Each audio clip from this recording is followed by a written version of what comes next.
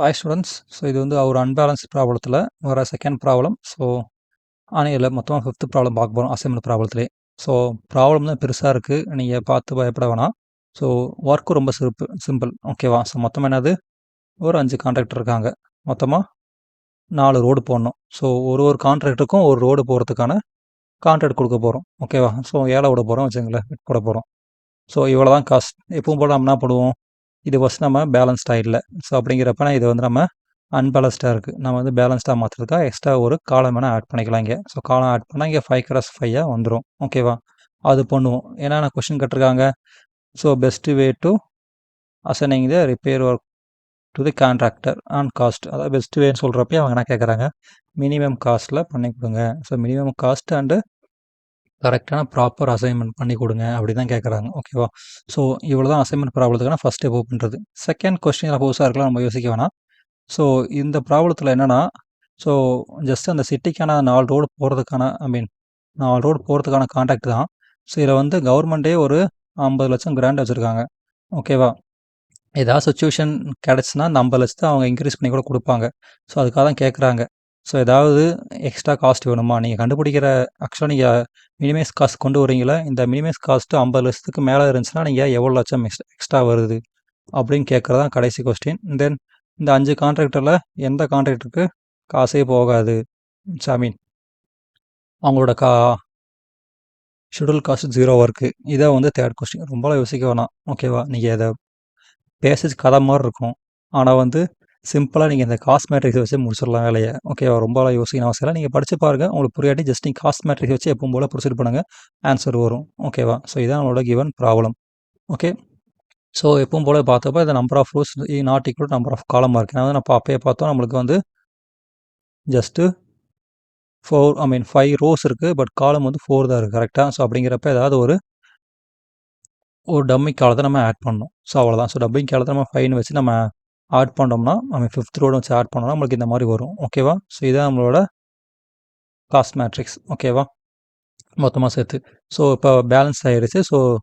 Balance ஆனதுக்கப்புறம் நம்ம வந்து ஜஸ்ட் எப்பவும் போல் ப்ரொசீட் பண்ணிக்கலாம், ஓகேவா? ஃபஸ்ட்டு என்ன பண்ணணும், ப்ரொசீட் பண்ணதுக்கப்புறம் ரோ வைஸ் தான் பார்க்கணும்.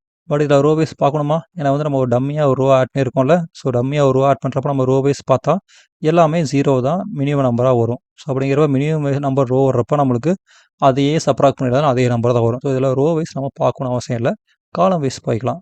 காலம் வைஸ் பாருங்கள். காலம் வைஸ் பார்த்தீங்கன்னா உங்களுக்கு லீஸ்ட் எல்லாம் நீங்கள் 7 தானே இருக்குது, அப்போ நீங்கள் 7 சப்ராக்ட் பண்ணிடுங்க. 7 சப்ராக்ட் பண்ணி தான் உங்களுக்கு வரும். 9 - 7 2, தென் 0 2, 10 - 7 3 3. நெக்ஸ்ட் காலம் எடுத்து பாருங்கள். நெக்ஸ்ட் காலத்தில் லீஸ்ட் எலமெண்ட் 12 தான் லீஸ்ட் எலமெண்ட். சப்ராக்ட் பண்ணுங்கள். 2 5 6 0 3. தென் இந்த காலத்தை எடுத்து பாருங்கள். இந்த காலத்தில் அவங்க லீஸ்ட் எலமெண்ட் இருக்குது 18, கரெக்டாக? 18 தான் லீஸ்ட். சப்ராக்ட் பண்ணுங்கள். 90 - 18 1, 20 - 18 2, 21 - 18 3, 18 - 0, 21 - 18 3, ஓகேவா? இதுதான் ஃபோர்த் காலம். ஃபோர்த் காலத்தில் லிஸ்ட் எலமெண்ட் 15 தான் லிஸ்ட் எலமெண்ட். அப்படிங்கிற சப்ராக்ட் பண்ணுங்கள். 0 4 3 4 1. தென் கடைசி காலம் வந்து 0 தான் உங்களுக்கு, ஓகேவா? அதில் 0 தான் எலமெண்ட் 0 தான் வரப்போகுது. இதுதான் உங்களோட காலம் வைஸ் லிஸ்ட் எலமெண்ட். இதில் ஏன் நம்ம ரோ வைஸ் பண்ணலன்னா, ரோ வைஸ் எல்லாமே 0 1 இருக்கனால அதே மேட்ரிக்ஸ் தான் ரிப்பீட் ஆகும். அப்படிங்கிறப்ப நம்ம காலம் வைஸ் தான் பண்ணாலே போதும், ஓகேவா? ரோ வைஸ் பண்ணணும் அவசியம் இல்லை. இதான் காலம் வைஸ் நீங்கள் எழுதியிருக்கீங்களா? இந்த காலம் வைஸ் எழுதுகிற இந்த மேட்ரிக்ஸுக்கு நீங்கள் ஆப்டிமம் டெஸ்ட் பண்ண போகிறீங்க. பார்க்கலாமா? எப்பவும் போல் ரோ வைஸ் பார்த்தீங்கன்னா 2 ரோ, இந்த ரோவில் 2 0 இருக்குது. அப்படிங்கிறப்ப நம்மளால் மார்க் பண்ண முடியாது. செகண்ட் ரோலையுமே 2 0 இருக்குது, இங்கேயும் 1 இருக்குது, இங்கேயும் 1 இருக்குது, நம்மளால் மார்க் பண்ண முடியாது. தேர்ட் ரோவில் ஒரே ஒரு 0 தான் இருக்குது. அப்படிங்கிறப்ப அந்த 0 மார்க் பண்ணுங்கள். என்டையர் காலத்தையும் ஸ்ட்ரைக் அவுட் பண்ணிடுங்க. ஃபோர்த் ரோடுக்கு 2 0 இருக்குது, டிசைட் பண்ண முடியாது. ஃபிஃப்த் ரோ எடுத்திங்கன்னா உங்களுக்கு 0வே கிடையாது. அப்படிங்கிறப்ப டிசைட் பண்ண முடியாது. இப்போ காலம் வைஸ் பாருங்கள். ரோ வைஸ் நம்மளால் ஒரே ஒரு ஷேர் தான் பண்ண முடியுது, ஒரே ஒரு ஸ்ட்ரைக் கூட தான் பண்ண முடியுது. சரி, காலம் வைஸ் பாருங்கள். காலம் வைஸ் பார்த்தீங்கன்னா இந்த காலத்தில் ஒரே ஒரு 0 தான் இருக்குது. தாராளமாக இதை அடிச்சுட்டு மார்க் பண்ணி இந்த என்டையர் ரோவை நம்ம ஸ்ட்ரைக் அவுட் பண்ணிடலாம். இந்த செகண்ட் காலத்தை பாருங்கள், ஒரே ஒரு 0 தான் இருக்குது. அப்போ இதையும் ஃபுல்லாக எழுதிட்டு இந்த என்டையர் ரோவையும் ஸ்ட்ரைக் அவுட் பண்ணிடலாம். தேர்ட் காலத்தை பார்த்தீங்கன்னா தேர்ட் காலத்தில் 0வே இல்லை, டிசைட் பண்ண முடியாது. ஃபோர்த் காலத்தில் ஒரு 0 இருக்குது, மேலே இருக்குது. அப்போ அதே எழுதி எல்லாத்தையும் நம்ம ஸ்ட்ரைக் அவுட் பண்ணிடலாம்.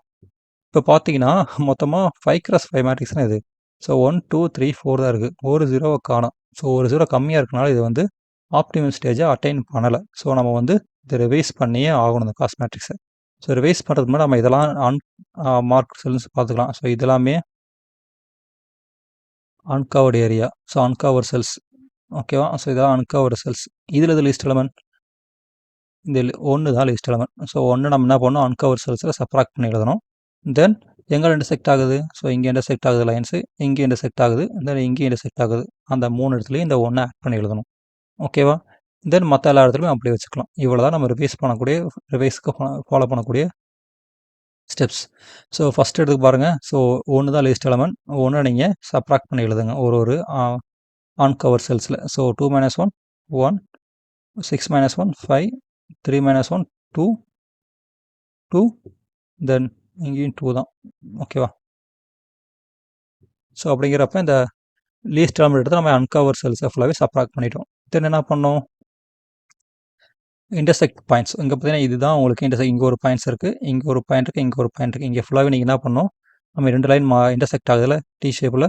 ஸோ அப்படிங்கிறப்ப ப்ளஸ் ஷேப்பில். ஸோ அப்படிங்கிறப்ப அந்த இடத்துல நீங்கள் ஆட் பண்ணி எழுதணும் லீஸ்ட் எலமெண்ட். ஸோ இதான் 1 தான் லீஸ்ட் எலமெண்ட். அப்போ நீங்கள் ஆட் பண்ணி எழுதுங்க. ஸோ 0 + 1 1, 0 + 1 1, தென் 0 + 1 1. மற்ற எல்லா இடத்துல என்ன பண்ணலாம், ஜஸ்ட் அப்படியே என்ன இருக்கோ எழுதிடுங்க. ஸோ 2 2 1 0 0 5 2 4 3 0 0 4. இதான் உங்களோட ரிவைஸ்டு காஸ்ட் மேட்ரிக்ஸ். இது நீங்கள் என்ன பண்ணணும், ஜஸ்ட் நீங்கள் ஆஸ் யூஷுவல் ஆப்டிமம் டெஸ்ட்டுக்கு நீங்கள் கொண்டு போகலாம். ஓகேவா? ஸோ நீங்கள் ஆஸ் யூஷுவல் நீங்கள் ஆப்டிமம் டெஸ்ட் கொண்டு போங்க. ஸோ ஃபஸ்ட்டு எடுத்துக்கோங்க, ஒரே ஒரு 0 தான். ஸோ அப்போ முடிக்கிறப்ப அந்த ரோ ஃபுல்லாக எடுத்துகிட்டு அந்த காலத்தை ஃபுல்லாக ஸ்ட்ரைக் அவுட் பண்ணிடுங்க. ஃபஸ்ட் ரோவில். செகண்ட் ரோலையும் ஒரு 0 தான் இருக்குது. அப்போ இருக்கப்போ அந்த காலத்தை ஃபுல்லாக ஸ்ட்ரைக் அவுட் பண்ணிக்கோங்க. தேர்ட் ரோலையும் ஒரு 0 தான் இருக்குது. அப்படிங்கிறப்ப அதை ஃபுல்லாக எடுத்து அந்த காலம் ஃபுல்லாக ஸ்ட்ரைக் அவுட் பண்ணிங்க. ஃபோர்த்தில் 2 இருக்குது, டிசைட் பண்ண முடியாது, விட்டுருங்க. தென் ரோவில் இவ்வளோ தான் பண்ண முடியும். தென் காலத்துக்கு போங்க. ஸோ காலத்துக்கு போனீங்கன்னா உங்களுக்கு ஃபஸ்ட் காலத்தில் ஒரு 0 இருக்குது. அப்படிங்க 0 மார்க் பண்ணி அந்த ரோ ஃபுல்லாகவே ஸ்ட்ரைக் அவுட் பண்ணிடுங்க. தேர்ட் காலம் போகிறப்போ உங்களுக்கு 0வே இல்லை. அப்படிங்கிறப்ப இது இன்னும் ஆப்டிமம் ஸ்டேஜ் அட்டைன் பண்ணலை. இதில் இதெல்லாம் அன்கவர் செல்ஸ். இதெல்லாமே அன்கவர் செல்ஸ். இங்கே இருக்குது, தென் இங்கே இருக்குது. கரெக்டாக? இதில் எது லீஸ்ட் எலமெண்ட்? 1 தான் லீஸ்ட் எலமெண்ட். இந்த 1 நீங்கள் அன்கவர் செல்ஸில் சப்ராக்ட் பண்ணிவிட்டு எங்கே இன்டர்செக்ட் ஆகுது? ஸோ இது இந்த இதில் இன்டர்செக்ட் ஆகுது, இங்கே இன்டர்செக்ட் ஆகுது, இங்கே இன்டர்செக்ட் ஆகுது. அந்த 3 பாயிண்ட்ஸில் நீங்கள் வந்து ஆட் பண்ணி எழுதிடுங்க. அன்கவர் செல்ஸில் அந்த லீஸ்ட் எலமெண்ட்டை சப்ராக்ட் பண்ணி எழுதிடுங்க. மற்ற எல்லா எலமெண்ட்டும் அப்படியே எழுதிடுவோங்க. ஓகேவா? ஸோ அதான் பண்ணியிருக்கேன்.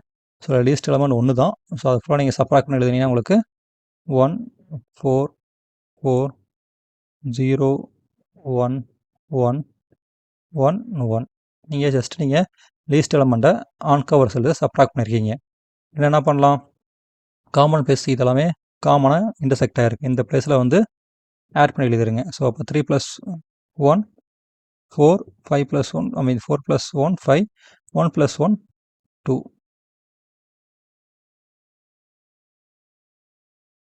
ஓகேவா? தென் மற்ற எல்லா பிளேஸுமே அப்படியே எழுதிருங்க. அதில் எதுவும் சேஞ்சுமே கிடையாது.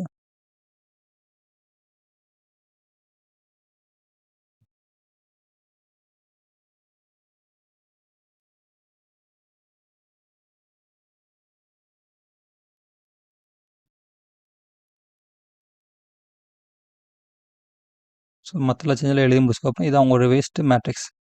தென் இந்த ரிவைஸ்ட் மேட்ரிக்ஸ் நீங்கள் என்ன பண்ணலாம், ஆப்டிமம் டெஸ்ட்டு கொண்டு போகலாம்.